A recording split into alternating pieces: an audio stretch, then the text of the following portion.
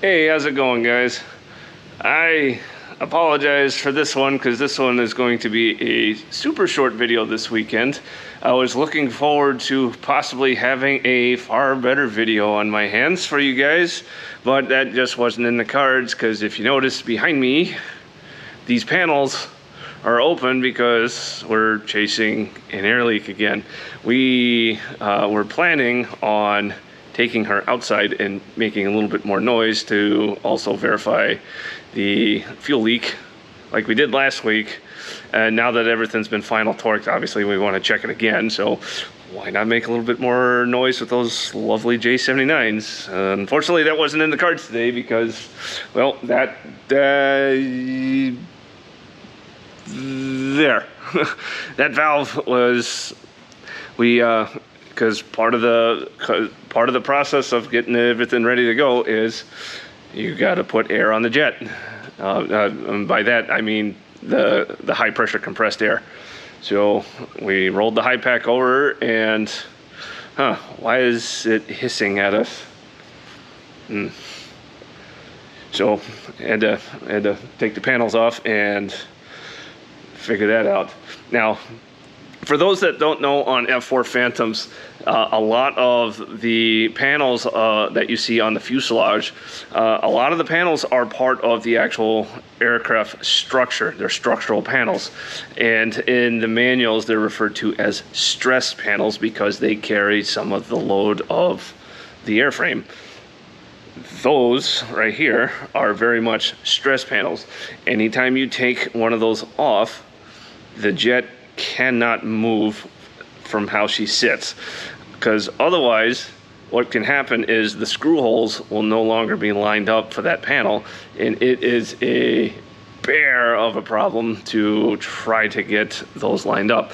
It usually involves hooking up a tug and towing the airplane and trying to twist her around in various ways to try to line up the screw holes, and you get screws in the holes that do line up, and then keep repeating that process until you get all the screws in, and it takes hours, and it's a huge pain in the butt. Other techniques for that involve using jacks to try to push the airframe in various directions, using the jacking points, of course, but to try to line up the holes. Anyway, that's a long-winded way of saying we had an air leak. I was hoping that we would be able to take her out and make a lot more noise. We even put the radome back on. We even put the radome back on in anticipation of that. So unfortunately it just wasn't in the cards. Part of this also, because a lot of today was spent with the high pack running, and which, if you're not familiar with what the high pack is, that's this guy. High pressure air compressor, or high pack is what it's called, and just a little diesel engine with a big high pressure compressor. This is capable of generating 3,000 psi of dry air to feed an airplane like the F4. And yeah, spent a lot of time burned some fuel to keep air on the jet while we were cycling the ram air turbine up and down a few times. And it's just noisy and tedious and really not a lot to film, so unfortunately. So also discovered that this thing has another dead, like this is a dead battery. It's all dead. We're struggling to charge it, but yeah, that one's gone. So this needs to get a new battery. So that was another part of this, is discovering that even though we could jumpstart the engine and get the engine running, there are some electrical components on this, valves and solenoids and whatnot, that if they don't operate, this will run, but it won't build pressure. So we had to figure that out. So what I got today, hopefully next week we can do something a lot more fun.